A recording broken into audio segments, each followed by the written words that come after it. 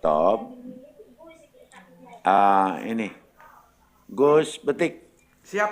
Kan ada ini ya Pak Ustadz Ahmad ya bahwa kulu ummati man saka ya gitu. Ya misalnya gitu ada kalimat bahwa setiap jadi namanya kurban itu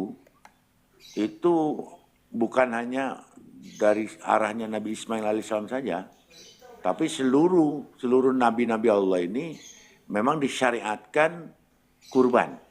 Nah, pertanyaannya begini, Gus. Apakah benar mungkin ada informasi gitu ya bahwa di dalam perjanjian lama atau cerita-cerita Israiliyat ini ada tentang masalah kurban. Bagaimana caranya kurban sama dengan kita atau enggak gitu? Monggo.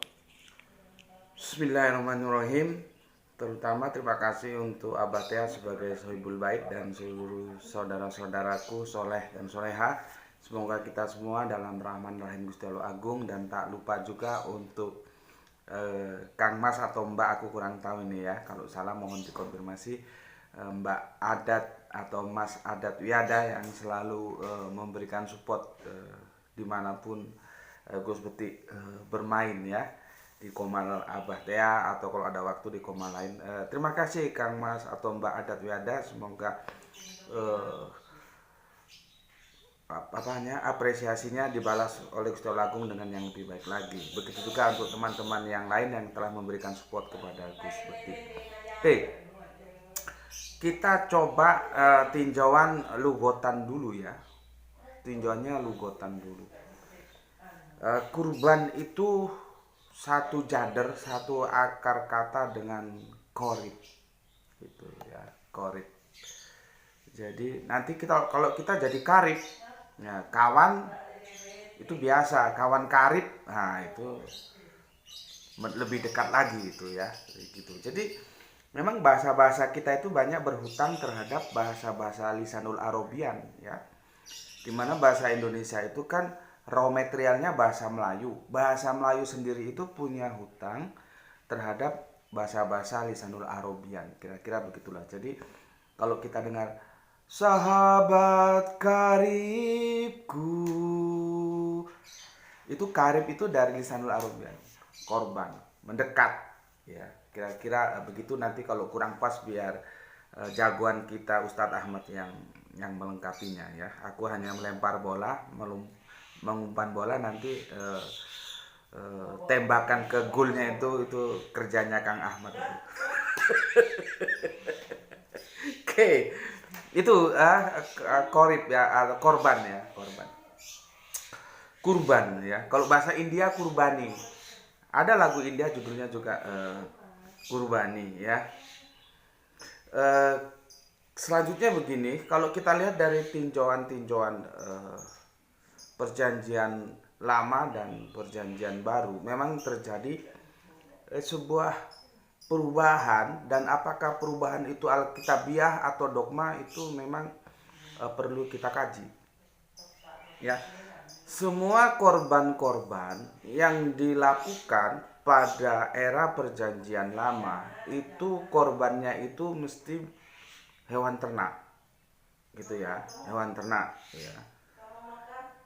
Tidak ada namanya manusia mengorbankan manusia, itu tidak ada. Dan kalau terjadi manusia mengorbankan manusia, maka itu tanpa ragu lagi kita katakan ya pagan gitu ya. Oke, aku ulangi lagi. Dalam perspektif perjanjian lama, korban-korban itu selalu korban binatang ternak begitu ya. Kalau kita baca, tentunya itu harus dibaca keseluruhan gitu, supaya perspektifnya itu holistik, tidak parsial. Kemudian di perjanjian baru, nah, sudah bergeser dia ya, sudah mengalami tahrib ya. Pergeseran tahrib itu bisa tahrib teksnya yang dirusak, bisa jadi tafsirnya yang dirusak. Dalam era perjanjian baru, kurban itu terpusat pada matinya baginda Yesus yang katanya di tiang salib. Karena kalau kita lihat King James itu on the tree, jadi di pohon. Ya, itu aja sudah bermasalah. Sebetulnya nyalibnya itu di tiang salib atau di pohon gitu kan, sudah masalah itu. Ya, makanya kalau Al-Qur'an bilang prasangkaan belaka itu bukan sesuatu yang main-main itu. Ya memang faktanya aja begitu kok.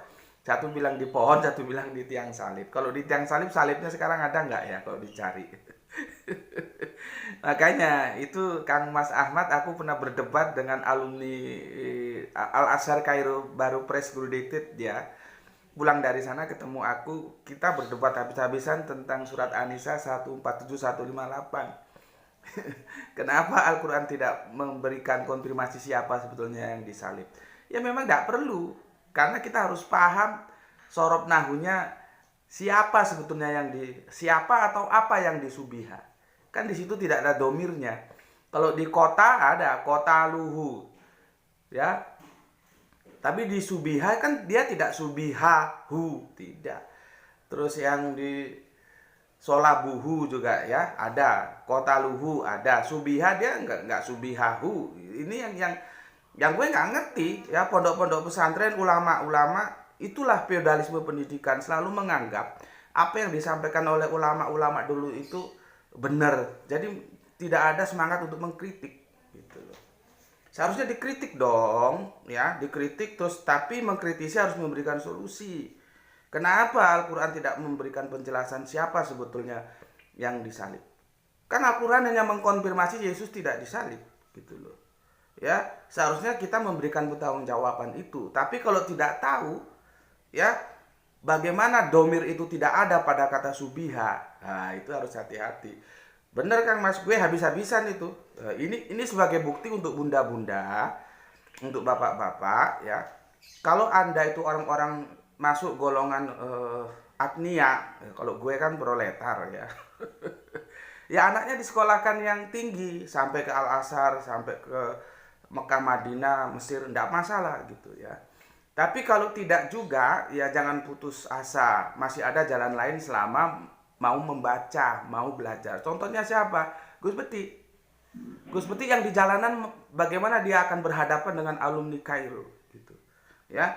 Karena alumni Kairo pun sudah terdogmatis dengan feodalisme pendidikan, tidak memberikan kritik tentang siapa yang disalib itu dan kenapa itu kok tidak ada subihahu ya. Subihalahum kan begitu dia.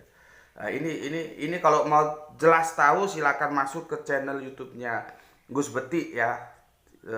Ketik ya Subandi T Sukoco, tidak ada stuntman di sana gitu ya.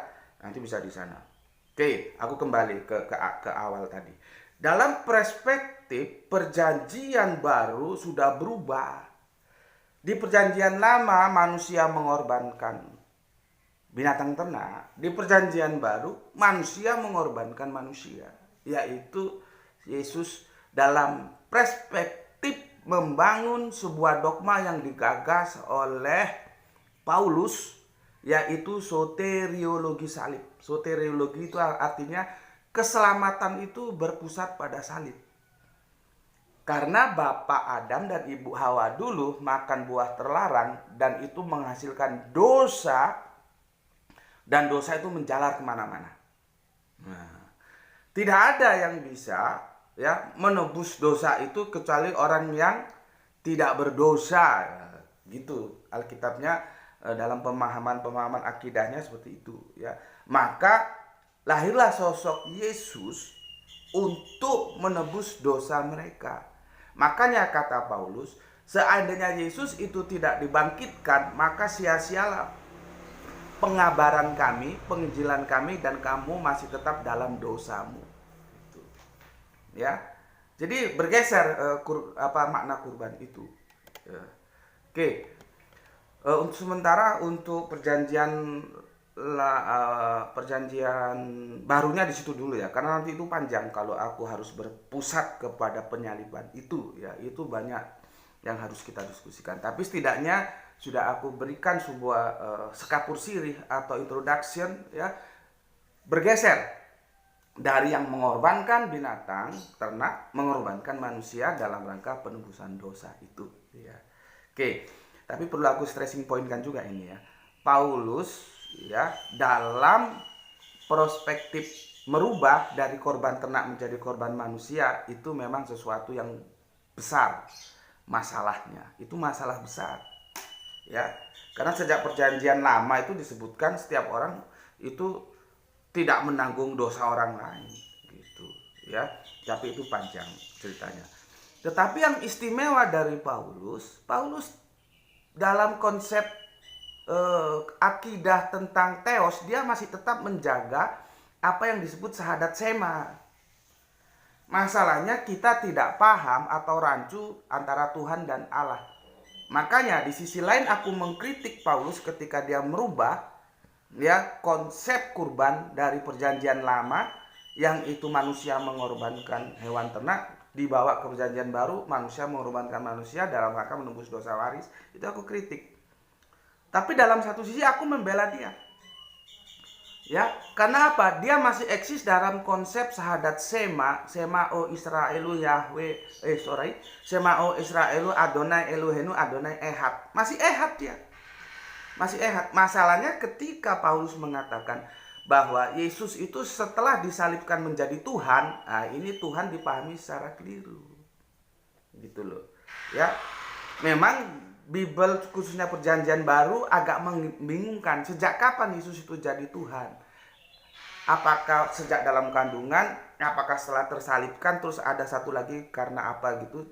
Starting pointnya itu memang tidak kompak. Tapi perbedaan itu kita abaikan dulu. Memang Paulus mengatakan setelah tersalib dia menjadi Tuhan. Yesus itu menjadi Tuhan setelah tersalib itu, ya jadi Tuhan. Nah, di sini jadi perdebatan. Nah, mohon diperhatikan. Paulus tidak mengatakan jadi Allah loh ya. Paulus itu masih bertauhid. Maka dikatakan dalam Korintus 8 ya ayat yang ke-6 itu ya, bagi mereka memang banyak Allah, tapi bagi kita hanya satu Allah saja yaitu Bapa dan satu Tuhan saja yaitu Yesus Kristus. Itu clear.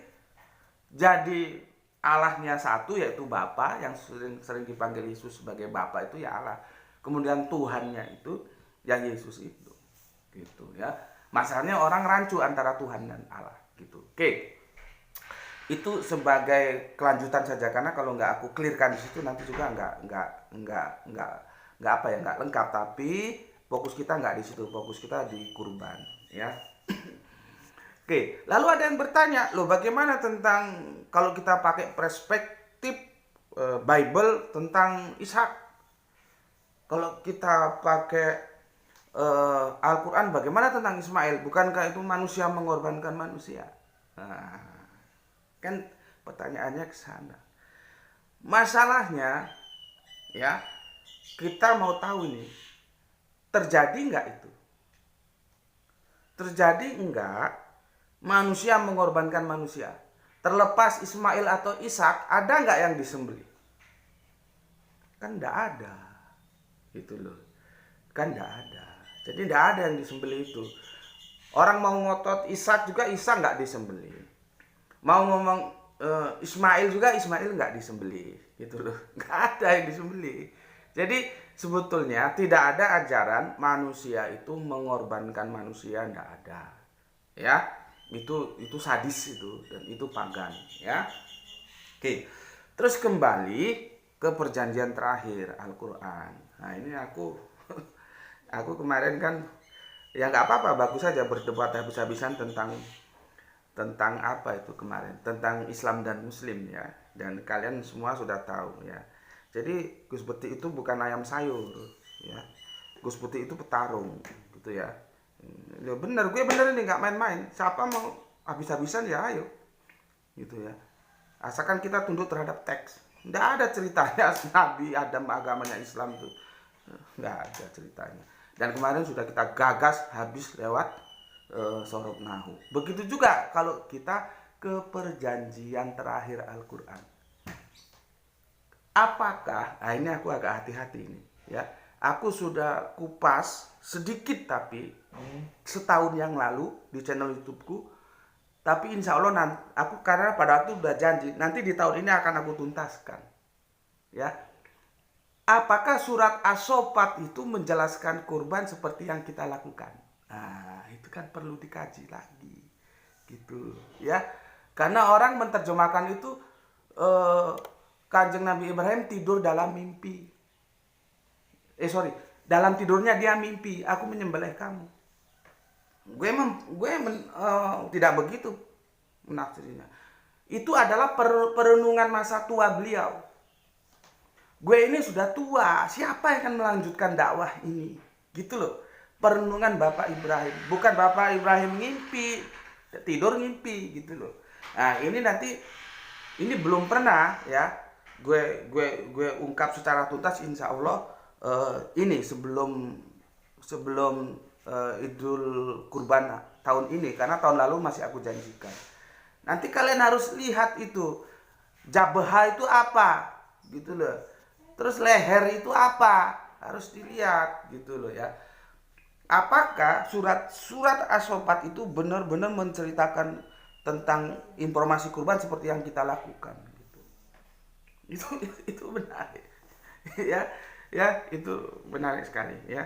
Alhamdulillah ya, gue sedikit menyampaikan kegembiraan gue aja lah ya. Menjelang bapak tidak ada, kemudian mama gue tidak ada, tapi mama gue meninggalkan beberapa ekor kambing yang itu digado, kata orang Jawa digado, disuruh piara orang ya, nanti bagi hasil gitu loh. Jadi ketika bapak mama meninggal itu ada warisan berapa ekor kambing di orang yang dipelihara, dan itu kami sudah menjadi saudara. Jadi aku nggak mau tahu dan aku nggak pernah tanya ada berapa ekor kambing, enggak. Yang penting usahakan bagaimana setiap tahun bisa korban gitu. Dan alhamdulillah setelah itu amanahnya dilaksanakan, dan alhamdulillah korban terus. Dan nanti ini kemarin videonya sudah dikirim saat kambingnya sudah siap untuk dikorbankan, dan itu semoga itu bisa menjadi apa ya, kebanggaan bapak dan mama di keabadiannya begitu ya. Jadi kalau ditanya apakah Gus Bekti korban, ya korban ya. Tapi masalahnya ya, apakah korban yang kita pahami itu seperti yang dijelaskan di surat As-Saffat itu pemikiran tingkat tinggi ya, yang harus ngerti sejarah, kalau nggak bisa bubar nanti begitu ya. Jadi aku ulangi awal, binatang dikorbankan manusia, perjanjian lama. Perjanjian baru manusia mengorbankan manusia, diluruskan kembali perjanjian terakhir manusia mengorbankan binatang. Kira-kira itu dulu bah, nanti ada yang kurang jelas bisa ditanyakan ya, atau apa dan gimananya, monggo-monggo saja. Terima kasih untuk ruang dan waktu yang diberikan. Ini saya kembalikan kepada moderator. Ini moderator unggulan kita, jagoan kita ini, Abah Tia. Abah Tia itu kalau pusar ke atas itu memang sudah sepuh, tapi kalau pusar ke bawah insya Allah masih SMA ini Abah Tia. Monggo Abah Tia.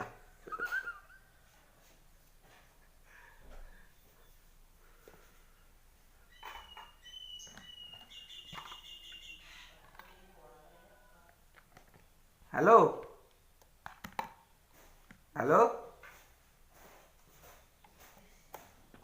Waduh, saya ngomong ternyata mute. Monggo Pak, dilanjut. Waduh, ampun ya. Ya terima kasih Gus atas pemaparannya. Sudah kita masuk ke agama samawi ya gitu. Karena seperti kita ketahui penyelewengan itu memang mulai awal. Ala kulli hal yang kita fokuskan nanti di sini gini. Bang Ahmad, saya mau nanya itu tentang di surat itu, di ayat Al-Quran itu Allah menceritakan mimpinya Nabi Ibrahim alaihissalam. Tentu tidak mungkin itu Allah memberikan ilham begitu kalau tidak ada awalnya. Ini untuk perspektif kita ya. Apakah itu waktu itu Nabi Allah Ibrahim itu mempunyai nazar, maka ada seolah-olah menagih. Ini seolah-olah ya, Allah itu menagih kepada Nabi Allah Ibrahim sehingga akhirnya kita mendapatkan apa namanya message-nya yang dimaksud adalah akhirnya ke Millata Ibrahim. Monggo Pak Ustaz Ahmad untuk menerangkan hal tersebut.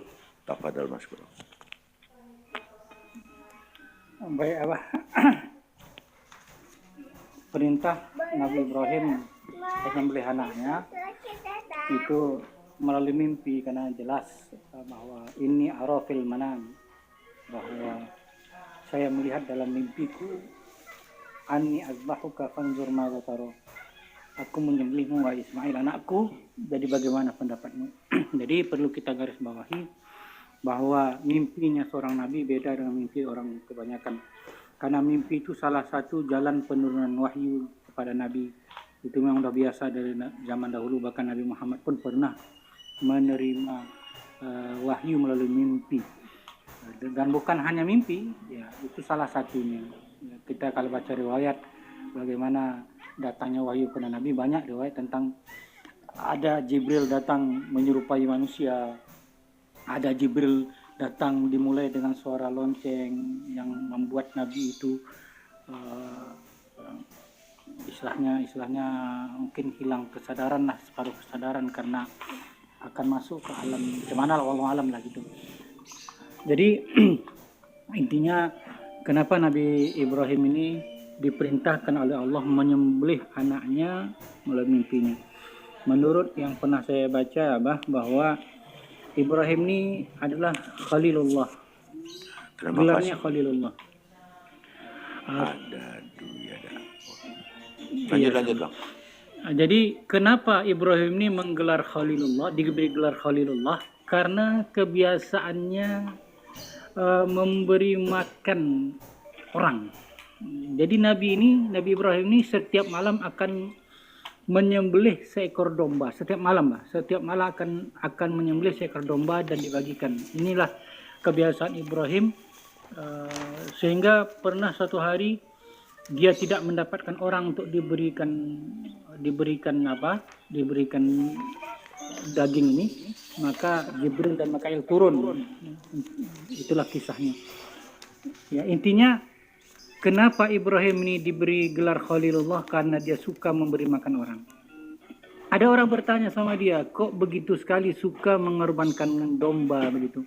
Maka pernah terucap ya, dari mulut Nabi Ibrahim, jangankan domba, kalau anakku pun kalau disembelih, aku diperintahkan Allah untuk sembelih, akan aku sembelih. Dan ini diuji oleh Allah dengan benar-benar menyuruh menyembelih anaknya. Jadi dalam surah Saffat itu diceritakan proses sembelihan tersebut, bahwa Nabi Ibrahim mengatakan pada anaknya, "Fanzur madza tara?" Coba anakku, bagaimana pendapatku? Qala ya abati fa'al ma tu'mar. Ismail pun jawab, "Ya Allah, wahai ayahku, wahai abahku." Abati ya, wahai abahku, tapi bukan abate ya, abahku gitu. Iya. Wahai abahku, buatlah apa yang diperintahkan kepadamu. Jadi ini menunjukkan bahwa mimpi itu adalah perintah Allah, wahyu Allah. Qala ya abati fa'al ma tu'mar. Wahai abahku, laksanakanlah perintah yang diperintahkan kepadamu. Maka terjadilah proses penyembelihan itu. Dibawalah Ibrahim itu ke tempat penyembelihan. Maka setan menggoda Hajar supaya melarang penyembelihan tersebut. Itulah kisah pelemparan jumroh ya, 3 tempat Hajar melemparnya dengan batu. Jadilah ibadah jumroh, melempar jumroh itu kita ibaratkan untuk melempar setan gitu. Dan akhirnya ayat As-Saffat berikutnya, ketika Nabi Ibrahim telah membaringkan Ismail di pipinya. Nah, jadi bukan pisaunya yang di pipi Nabi Ibrahim itu dibaringkan ke bawah untuk siap disembelihkan. Nah, jadi arti daripada ayat As-Saffat ini bukan falamma aslama wa tallahu lil jabin, itu bukan berarti bahwa pisau ataupun pedang alat sembelih itu diletakkan di pipi, tidak. Artinya Ismail itu dibaringkan di pipinya menghadap ke bawah, berarti lehernya siap untuk disembelih. Nah, jadi ketika sudah mau disembelih, maka Allah menggantikannya dengan domba kibas gitu kan. Jadi artinya kapan ibadah menyembelih itu disyariatkan bukan dari mulai Ismail mau dikorbankan, tapi ketika Ibrahim menyembelihkan kibas itulah jadikan syariat korban. Jadi Ismail tidak jadi disembelih, yang jadi disembelih itu adalah kibas begitu. Jadi begitu Abah komentar.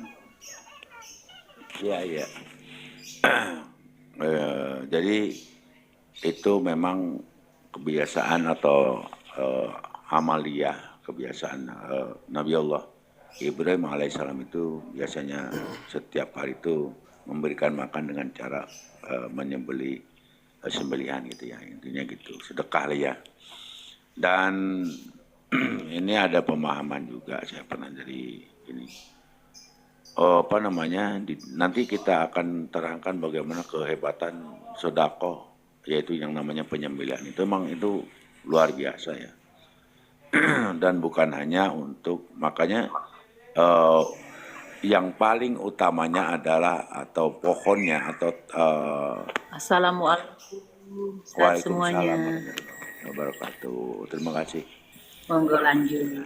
Utamanya adalah kurban dan akikah kan itu. Tapi penyembelihan ini bisa ke nazar, bisa ke daf'il bala, bisa ke tajlibur rizqa, bisa ke tanwilul umur. Nah, itu kan, ini menurut yang saya terima ijazah dari almarhum Yai Husain, Bah Yai Husain ya. Ya, dan itu saya praktekkan juga. Gitu.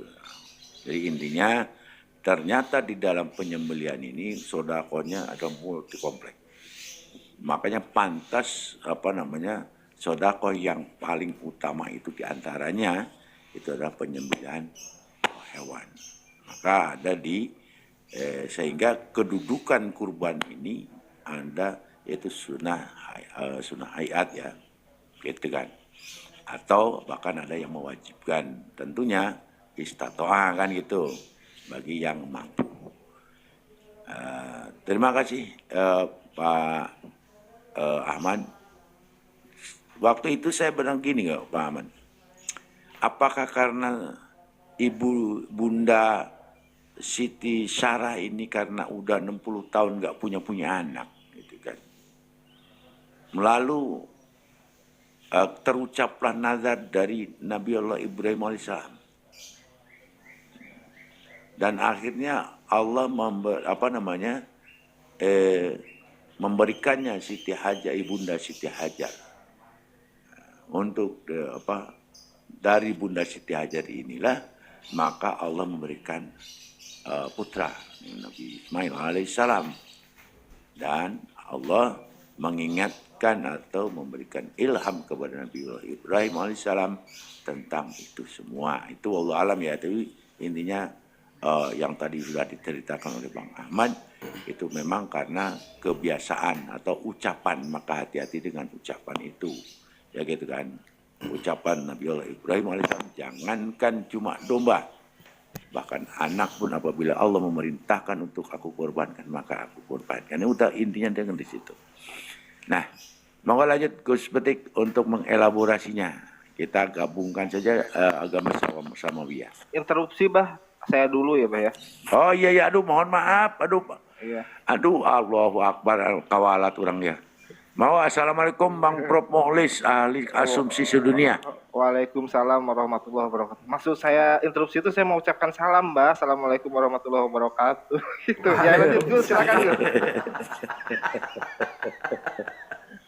Ya itulah kehebatan Prof Mukhlis. Assalamualaikum, waalaikumsalam saudaraku.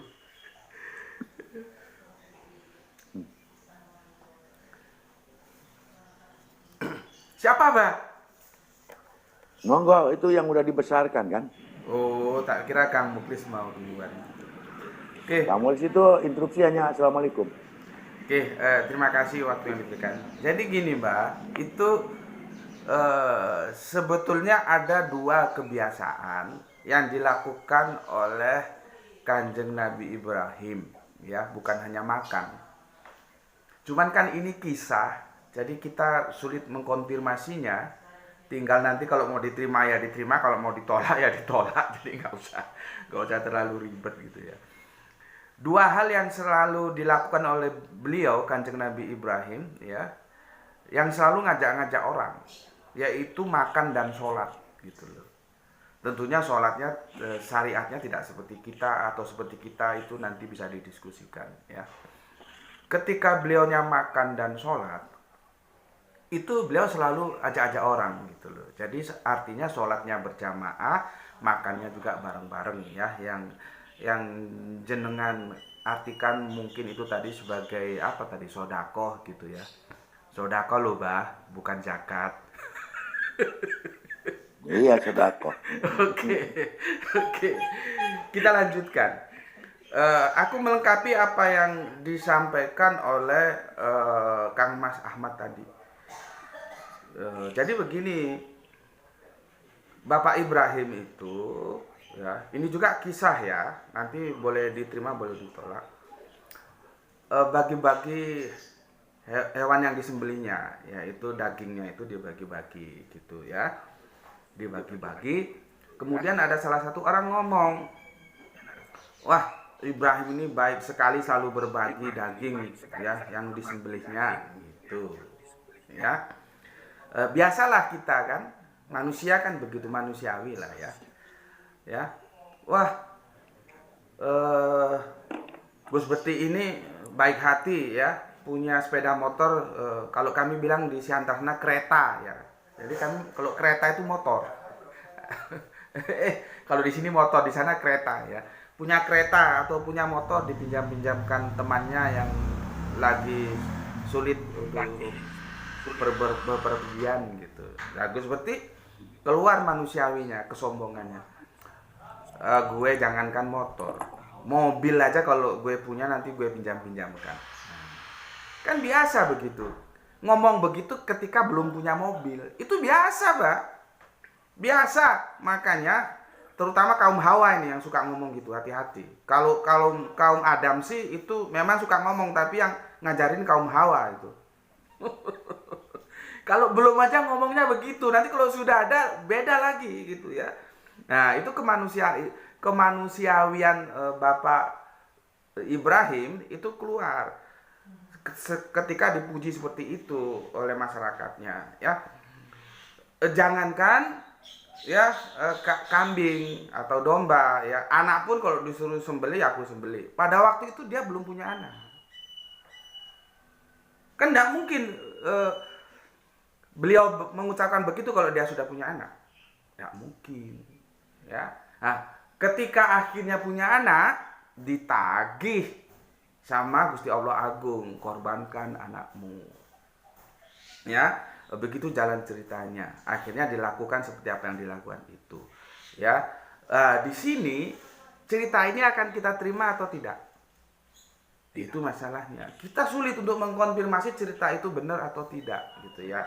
Kalau cerita itu benar, maka seperti gue bilang, Gus Beti ini anti mainstream, tapi mainstream yang perlu diluruskan menurut Gus Beti, bukan asal mainstream salah, nggak begitu ya.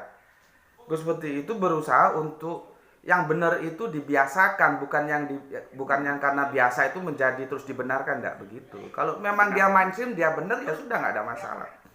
Yang urusan Gus Beti itu ketika ada mainstream ternyata itu nggak benar, nah di situ. Ya. Oke. Nah, pada konteks ini Gus Beti sepemikiran dengan mainstream.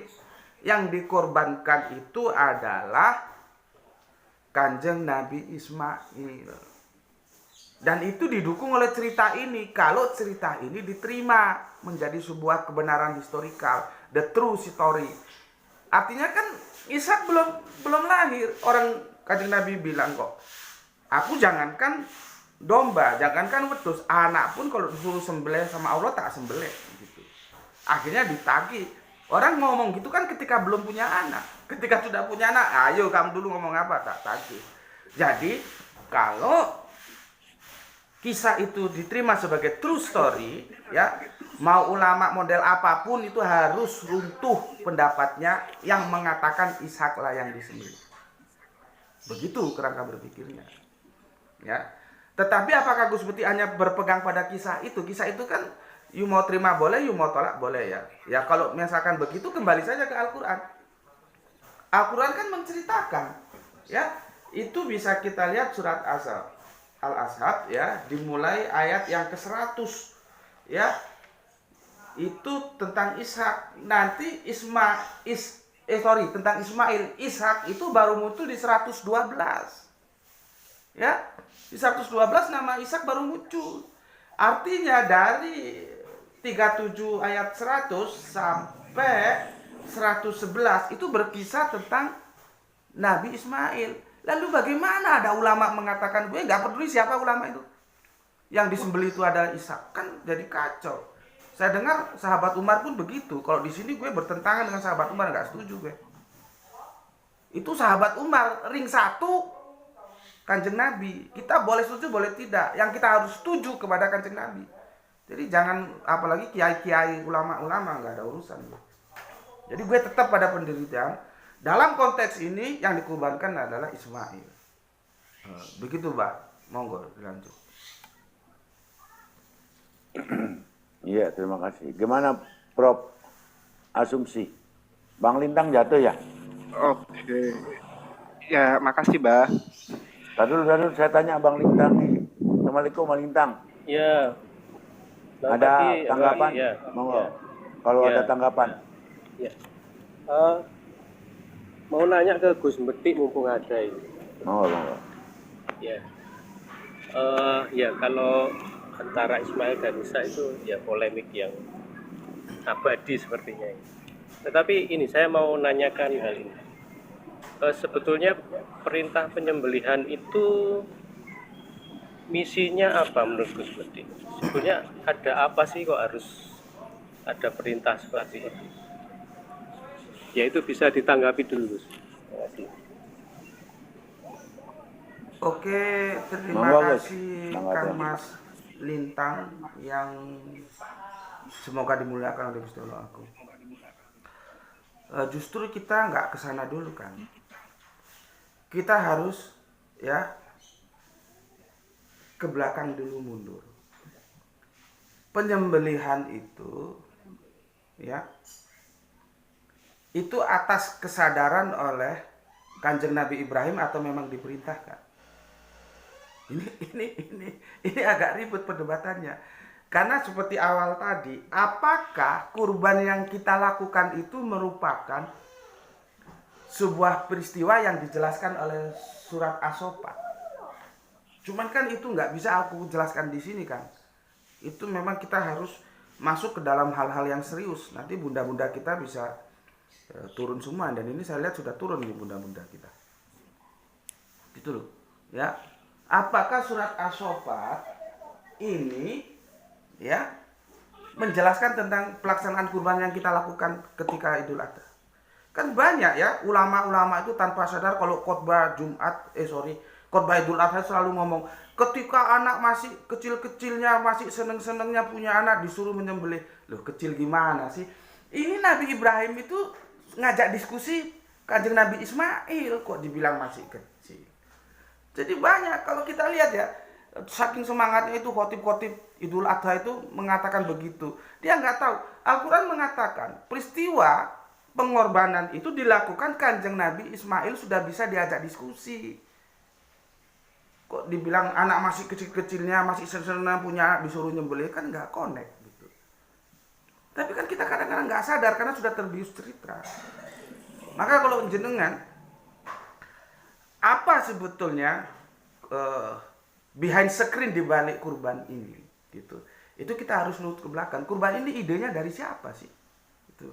Apakah memang Gusti Allah perintahkan? Apakah itu kesadaran dari Kanjeng Nabi Ibrahim yang lahir? Makanya ya kita lihat ayat 102 ya. Ya, 102. Di situ ada sebentar, 102 yang diterjemahkan mimpi ya, mimpi. Apakah benar mimpi? Ya, kan aro ya, aro fil manam.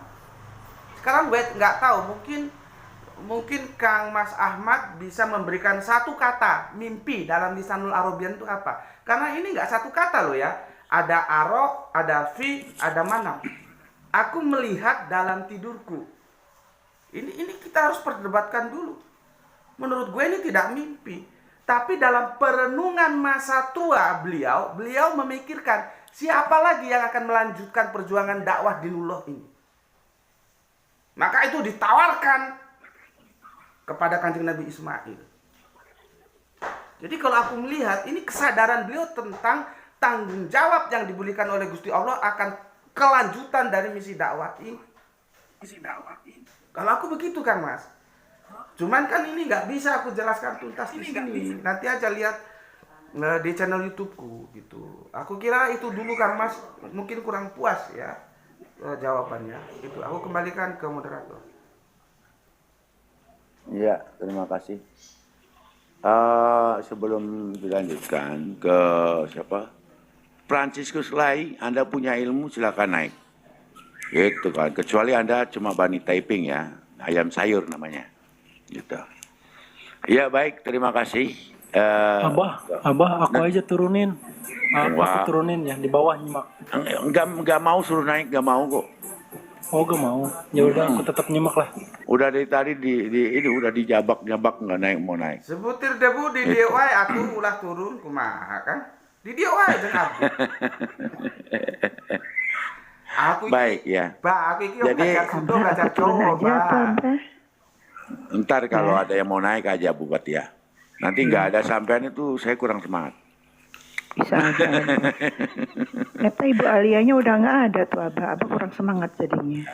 Oh nggak apa-apa kan harus ada penyemangat kan. Bu Patia ayo tanya. Apa Emangnya dilanjut? Gus, Tar dulu. Ya, Tar dulu Bang. kalau soal nasar itu bener nggak Gus?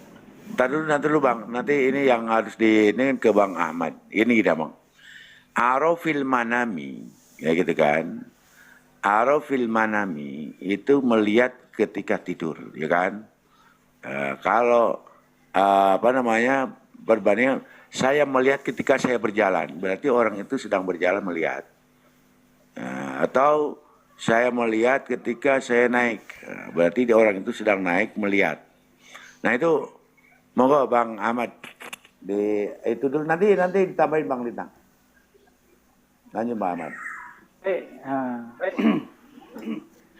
Kita melihat dari sisi bahasanya.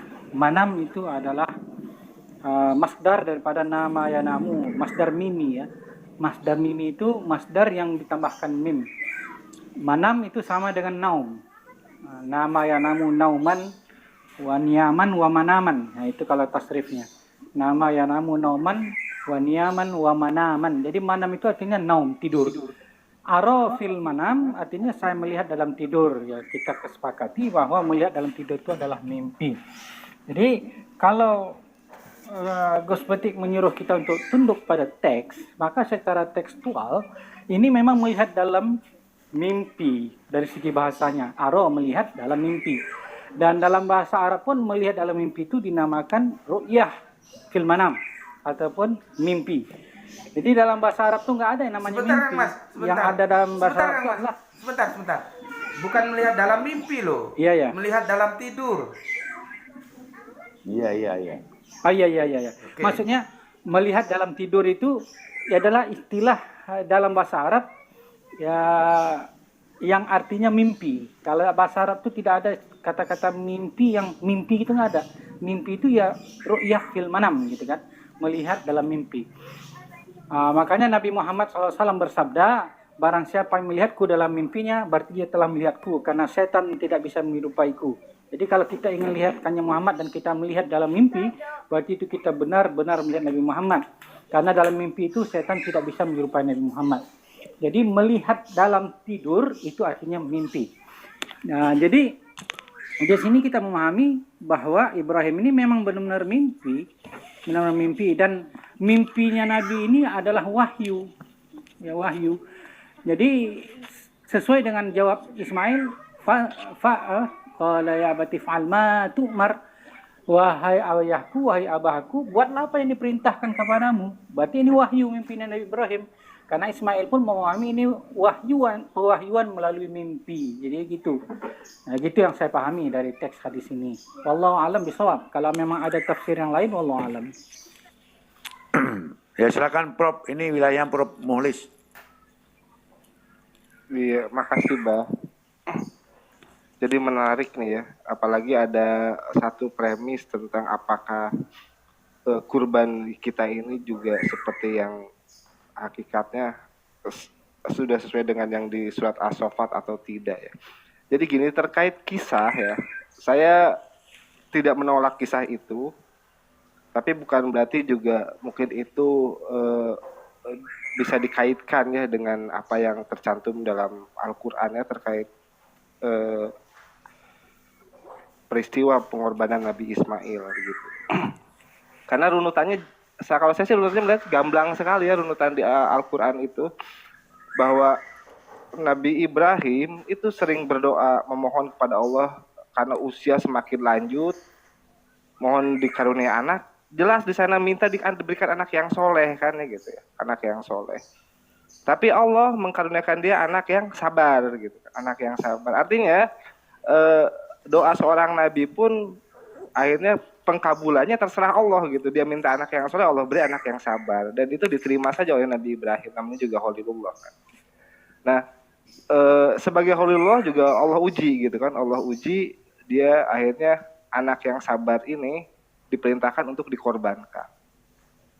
Nah, setelah peristiwa itu lulus, baru Allah kabulkan itu permintaan anak yang soleh, diberikan anak yang soleh sebagai hadiah dari lulusnya ujian ini. Jadi saya melihat di sini maknanya adalah doa itu hak prerogatif Allah. Biarkan Allah saja nanti yang mengabulkan sesuai dengan hak prerogatif Allah. Dan untuk pengkabulan doa yang sesuai dengan itu juga ternyata Allah itu memberikan satu ujian dulu gitu kan, satu ujian, dan Nabi Ibrahim bisa lulus. Akhirnya Nabi Ibrahim malah dapat dua anak, ya, anak yang sabar dan anak yang soleh kan kayak gitu. Nah, saya juga belum melihat apakah pengorbanan itu juga di masa seperti Idul Adha ini ketika Nabi Ismail itu dikorbankan sehingga menjadi tradisi kita kurban di hari raya Idul Adha, atau seperti apa gitu. Apakah memang timingnya juga pada saat Nabi Ibrahim mau mengorbankan Nabi Ismail itu di bulan Idul Adha, pas dengan bertepatan dengan pelaksanaan haji gitu kan. Nah, saya belum melihat itu gitu. Tapi kalau mengenai apakah mau dikaitkan dengan kisah Nabi Ibrahim yang baik hati, ya silakan. Saya sepakat dengan Gus Betik, mau dikaitkan silakan, enggak juga saya. Tapi kalau runutan dari surat di Al-Qur'an, saya jelas itu ya melihatnya bahwa ini terkait pengujian memang terhadap Nabi Ibrahim sebagai Khalilullah gitu kan, sebagai Allah yang di sana mengandung pesan-pesan bagi, makanya Nabi Ibrahim itu menjadi parameter milah kan.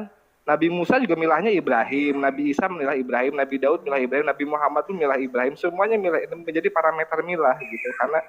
Karena banyak peristiwa yang terjadi itu yang mengandung pesan-pesan pesan-pesan akidah, moral dan akidah yang luar biasa di sana gitu. Gitu, Bah. Kalau asumsinya seperti itu, Bah. Makasih, Bah. Baik. Mau menanggapi Bang Ahmad atau Gus Betik, monggo. Itu nanti Kang Mas Lintang sepertinya mau tanya. Ya nanti, ya silakan. Oke. Begini. Monggo. Coba kita tanya, ya. Kita tanya kepada diri kita masing-masing. Ya. Selama ini kan Ibrahim berkorban, Ibrahim korban, dan itu masuk dalam kesadaran kita, dan kita terima saja Nabi Ibrahim yang berkorban. Sementara di sini ada dua personal. Ada personal Kanjeng Nabi Ibrahim, ada personal Kanjeng Nabi Ismail. Pertanyaannya sebetulnya yang berkorban itu Nabi Ibrahim atau Nabi Ismail? Coba tolong dijawab itu. Yang berkorban itu sebetulnya Nabi Ibrahim atau Nabi Ismail? Monggo, siapa mau jawab?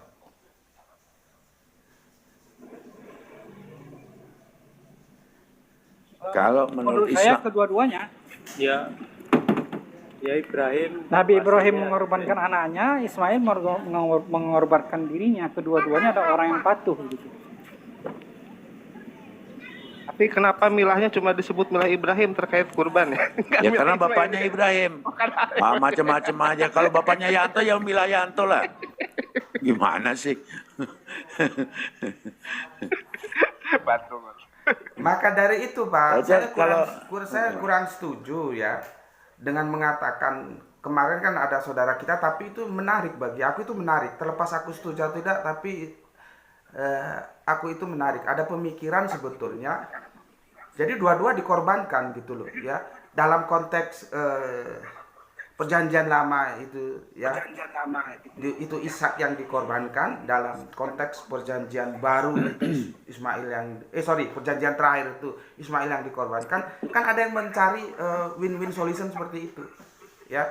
Sebetulnya sama-sama dikorbankan karena disebut anakmu yang tunggal kan gitu. Terus beliaunya menarik sebuah asumsi anaknya tunggal dari Bunda Sarah ya Ishak, anak tunggal dari Bunda Hajar ya Ismail. Jadi win-win solution. Itu menarik sebetulnya, tetapi dengan 1000 maaf itu aku tolak. Karena yang menjadi objek pembicaraan pada saat itu bukan istri-istrinya, tapi beliau sebagai suami, yaitu Bapak Abraham atau Bapak Ibrahim. Jadi konteksnya itu adalah anak yang tunggal dengan parameter Bapak Ibrahim, bukan istrinya Bunda Hajar atau Bunda Sarah. Artinya, aku tertarik dengan gagasan win-win solution itu, tapi aku tolak gitu loh. Paham Mbak ya? Gitu. Makanya aku tanya sekarang, mengkerucut lagi, sebetulnya siapa yang berkorban? Maka kalau jawabannya Ibrahim dan Ismail, ya memang begitu. Kalau dia tidak berani keluar dari pemikiran-pemikiran baru yang aku tawarkan tentang surat As-Saffat ayat 100 sampai 113. Gitu loh. Kalau dia nanti ngikuti kajianku di YouTube, aku akan bongkar ini ya, penafsiran-penafsiran ini, kemudian diawali dari terjemahan. Ya, apakah memang surat As-Saffat itu menjelaskan tentang kurban yang kita lakukan itu, gitu loh. Ya, tapi tadi kan sudah aku tunjukkan, aku ini ya berkorban loh, gitu loh. Jadi aku tadi cerita tentang almarhum bapak dan mamaku berkorban wedus kambing itu sebagai bukti bahwa aku ya berkorban. Jadi meskipun kalian mesti tahulah naga-naganya kemana aku akan membawa diskusi ini ya. Surat As-Saffat itu tidak menceritakan tentang korban yang kita laksanakan.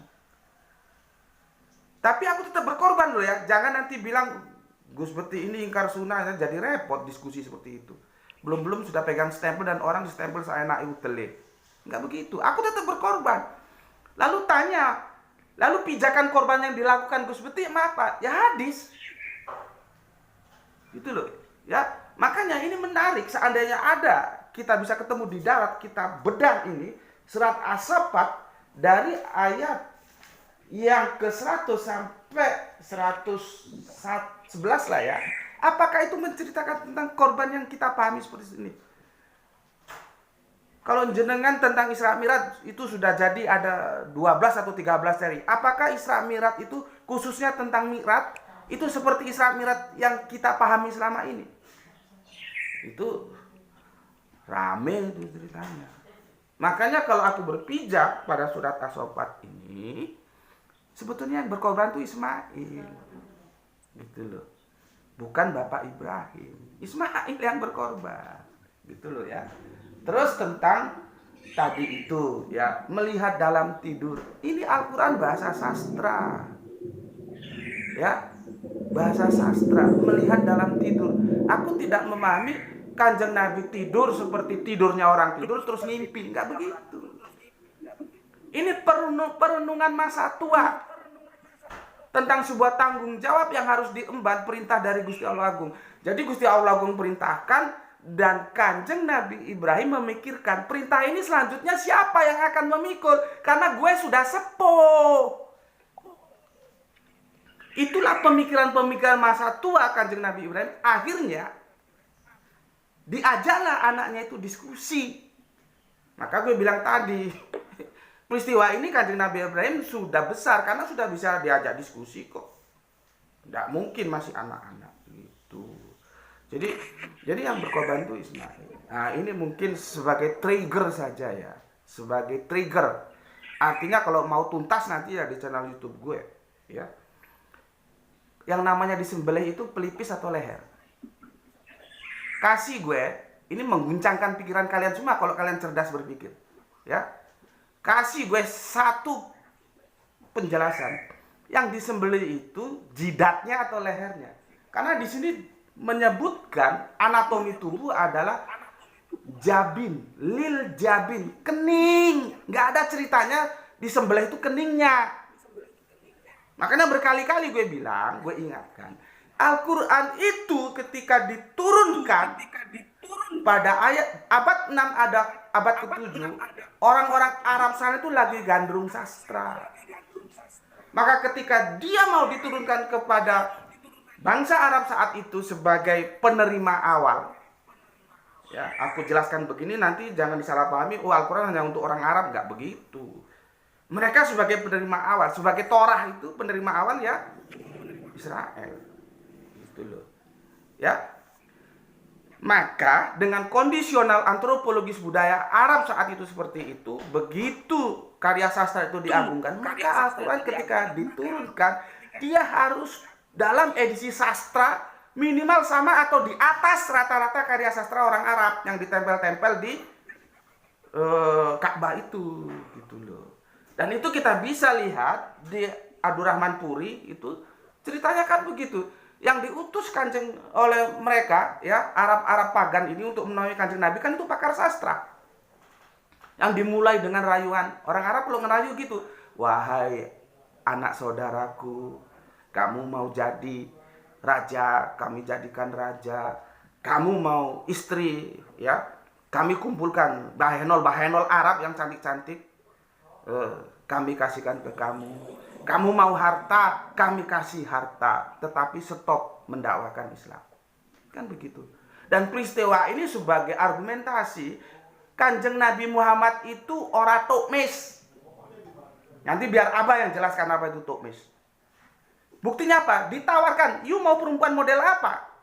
Bahenol, tinggi, ya, kutilang darat, kurus, tinggi langsing, dada rata. Yang bahenol yang apa? Kanjeng Nabi tidak mau. Itu bukti Kanjeng Nabi itu tidak tukmis. Jadi kenapa Kanjeng Nabi melakukan pernikahan-pernikahan poligami? Itu dalam kontrol Gusti Allah Agung. Karena apa? Arab itu jangan dipandang one color. Mereka multicolor. Terkelompok atas klan-klan. Dan kalau anggota dari klan itu kita nikahi, itu menjadi saudara. Akhirnya dakwah itu menjadi relatif lebih mudah untuk disampaikan. Itu loh. Jadi di situ tidak karpe Kanjeng Nabi rapiki, enggak begitu. Ya memang itu atas dasar kontrol Allah. Siapa yang harus dinikahi? Begitu. Cuman kan orang sekuler, orang-orang di seberang sana selalu mendiskusikan Nabi ini seolah-olah tukmis. Kalau mungkin bahasa, nanti Abah jelaskanlah apa itu tukmis. Kalau bahasa kerennya Don Juan, gitu loh. Enggak begitu. Buktinya ditawari enggak mau. Mata keranjang lah ya. Nah, mata keranjang, betul-betul. Enggak begitu. Ya, nah, itu yang diutus Bukan itu. mata keranjang, Bah. Itu yang Mata diutus. kebong. Hidung belang. Oh, ya. Oh, itu mungkin kakak adik itu ya. Nah, itu yang diutus itu pakar sastra itu. Terus Kanjeng Nabi kan ketika utusannya itu ngomong kan Kanjeng Nabi diam aja denger gitu ya. Ya itu akhlak yang harus kita tiru ya. Kalau darah ngomong kita dengar, kita perhatikan, dengar. Setelah itu Kanjeng Nabi tanya, sudah. Nah, baru Kanjeng Nabi baca ayat. Cuman gue lupa itu Al-Quran surat apa yang dibaca Kanjeng Nabi. Begitu Al-Quran itu dibaca oleh Kanjeng Nabi, terkesima ini si pakar sastra. Akhirnya dia pulang kepada gengnya dan dia bilang, gue nggak ikut-ikutan lah. Terserah urusan dulu, tapi gue nggak ikut-ikutan. Nah, ini pakar sastra ini, mengakui kehebatan sastra Al-Quran. Begitu juga ya ketika kita Ar-Ra melihat